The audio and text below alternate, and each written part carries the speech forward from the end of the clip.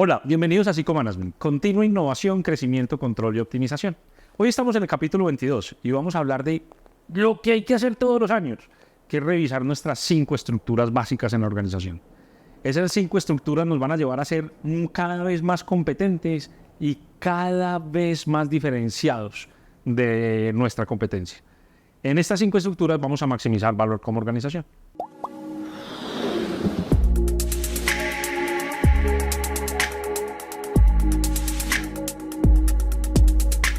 En el ciclo de desarrollo de la organización siempre empezamos con un ciclo estratégico. Y recordemos que el ciclo estratégico es ¿a cuánto tiempo hago mi plan estratégico? ¿A 3 años, a 5 años, a 10? En fin, según la madurez de la organización. Pero después de ese ciclo estratégico entro a lo que es la ruta estratégica anual. Y es cómo empato todo mi plan con lo que venía ejecutando y con lo que ya pasó en el año anterior. De ahí, cada Q debería estar haciendo una evaluación estratégica y está revisando cómo van las tácticas y cómo van los insumos del entorno. E incluso por ahí hay un amigo, el amigo Salazar, que habla de la estrategia emergente y prácticamente se están cambiando las cosas a medida que se van necesitando, que nosotros lo llamamos como las tácticas. Y viene después la evaluación de mejora continua, y esto es todos los meses. Y es cada líder con su equipo mejorando continuamente, pero tiene que haber un control semanal. Y la operación todas las semanas se controla, y es donde llegamos a la ejecución diaria. Y lo mismo, cada quien debería autoevaluarse diariamente. Pero cuando nos devolvemos a esa ruta estratégica, volvemos a mirar cómo optimizamos año a año nuestras 5 estructuras. Y eso es lo que vamos a hablar hoy, de las 5 estructuras de Psicomanagement. Y vamos a profundizar sobre todo en la de talento, o sea, la estructura humana. Pero enunciemos las 5 estructuras. La primera, la estructura de productos. ¿Y qué miramos? Cómo generar más valor, cómo incrementar valor. Eso es lo que estamos mirando todo el tiempo en la estructura de productos. Y acordémonos que lo que pasaba con el producto A no es lo mismo que pasaba al principio del año pasado que al principio de este año. Por eso todos los años hay que estar evaluando esa estructura. La segunda, la estructura humana. ¿Y qué es lo que miramos con una estructura humana? Pues cómo incrementamos capacidades, cómo incrementamos conocimiento y cómo nos hacemos más eficientes. Eso es lo que buscamos con la estructura humana. La tercera estructura es cómo minimizamos costo de la deuda y cómo maximizamos valor corporativo. Por lo tanto, estamos hablando de la estructura financiera.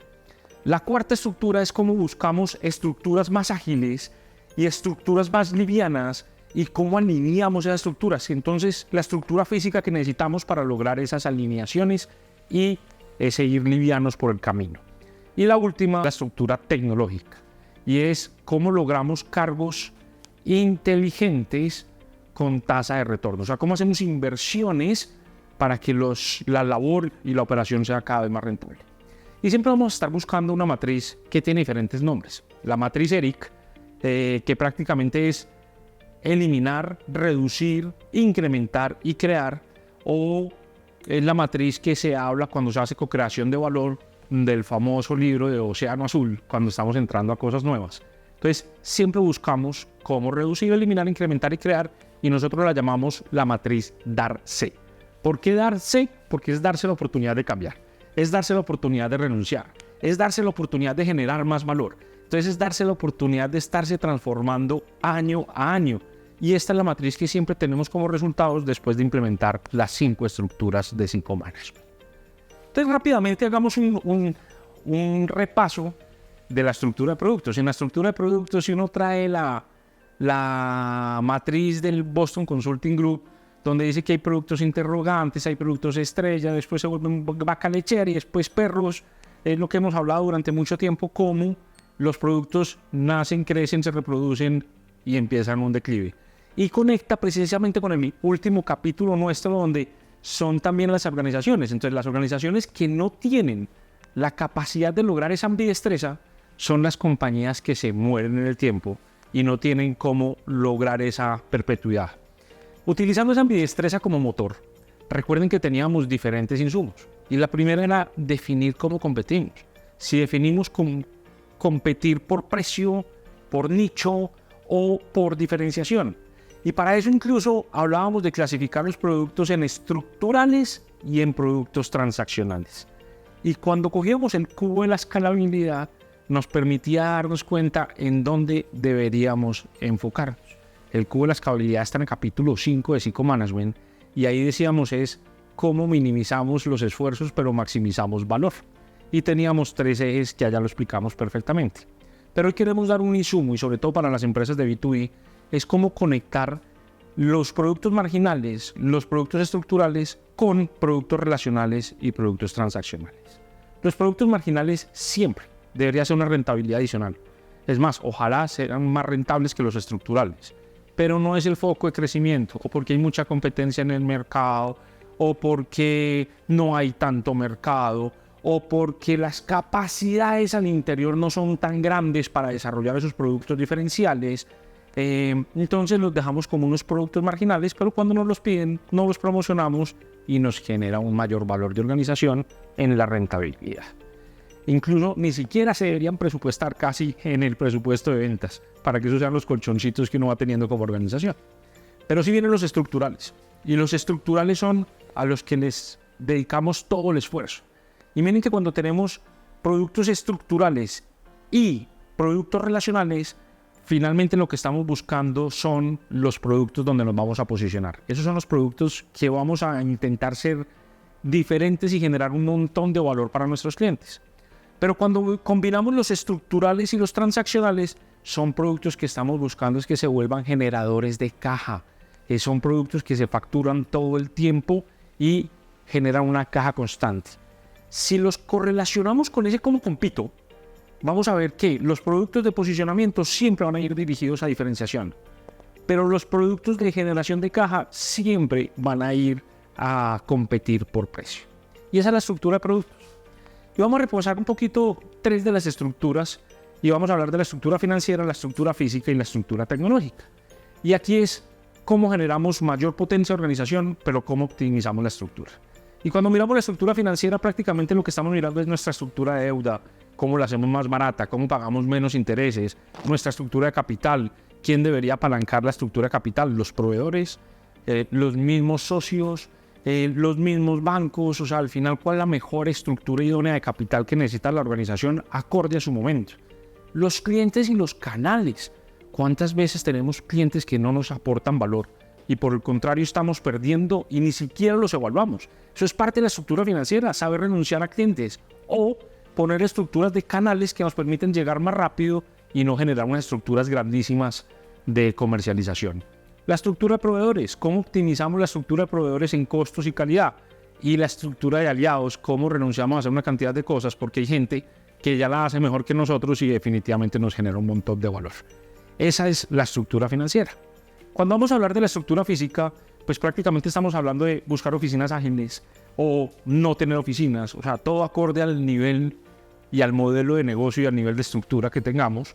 Los espacios de alineación son claves, o sea, no se puede perder el contacto físico, también los virtuales, pero los espacios físicos definitivamente terminan conectando mucho mejor a las personas. Y la estructura de activos fijos, es decir, edificios, tecnología, equipos de hardware, todos esos activos, equipos de producción, todos esos activos fijos, cuáles requerimos tener y cuáles no, cuáles podemos vender, cuáles podemos tercerizar, cuáles tenemos que optimizar generándole otros anexos a la estructura. Y viene la estructura tecnológica, que prácticamente estamos hablando de conectividad, estructura IT, telecomunicaciones, seguridad informática, la estructura de información y la optimización de procesos. ¿Qué es lo que estamos hablando aquí? Esas estructuras año a año deberían revisarse. Y si todos los años las revisamos y ponemos la matriz DARCE a actuar en cada una de esas estructuras, vamos a ser mucho más eficientes y a tener mayores crecimientos. Y vamos a hablar de la más importante, y es la estructura humana. Y la estructura humana, entendamos que pueden haber muchos tipos de estructura, tipo espagueti, la estructura matricial, la estructura piramidal, la que queramos. Pero al final, lo que nosotros tenemos con una estructura humana es capacidades. Y esas capacidades actuales son lo que nos permite prestar esos servicios que decimos que es donde nos diferenciamos o cómo competimos mejor por precio. Porque tenemos unas capacidades en nuestra gente y en nuestros procesos combinados con las otras estructuras que nos hacen mucho más competentes. Pero todos los años, precisamente en esa ambidestreza, estamos buscando nuevas capacidades y esas son las nuevas capacidades requeridas. Cuando combinamos estas capacidades que todo el tiempo estamos potenciando, es cuando uno puede decir, ok, esta sí es mi ventaja competitiva. Las ventajas competitivas siempre están fundamentadas es por capacidades competitivas que tenemos detrás. Y ya después de que tenemos todas las capacidades, empezamos a decir, ok, con esas capacidades, ¿cuáles son los cargos versus personas? Es decir, tengo estos cargos, ¿cuántas personas por cargo? Y ahí hay que delimitar muy bien cada uno de esos cargos. Y acuerden que tenemos otro capítulo que se llama el de Lean Structure, y allá definimos PCIs, OR, TPC, proyectos, sistemas de alineación, donde prácticamente dejamos el talent card definido de cada uno de los puestos de trabajo y sabemos cuál es la persona que requerimos y cuál es su carga laboral. Pero aquí hay un tip, y un tip es, ojo, muchas veces tenemos una persona llena de trabajo y llena incluso hace una cantidad de cargos y estamos esperando que sea súper eficiente. La invitación es a que esa misma persona la desagreguen en los cargos que le están poniendo. Y al desagregar los cargos que están poniendo va a permitir poder hacer zoom y donde se tiene que enfocar. Y vamos a poder hacer renuncias. Vamos a poder delegar labores o en terceros o en otras personas que puedan tener el tiempo de las cargas. Y vamos a generarle los focos. Cuando esto lo trabajamos y las personas realmente se enfocan muy bien en lo que tienen que trabajar, esto se vuelve una bola de nieve que nunca para. Y para eso estaremos trabajando en dos conceptos claves en los capítulos 23 y en los capítulos 24. Y esos dos conceptos claves son los CKGs y el otro segundo concepto clave son los PCIs. Entonces recordemos año a año cómo optimizar y generar valor a través de las 5 estructuras de 5. Nos vemos en el próximo capítulo. No olvides suscribirte y activar la campanita de notificaciones. Con eso te avisaremos cada vez que tengamos un capítulo. No te lo pierdas.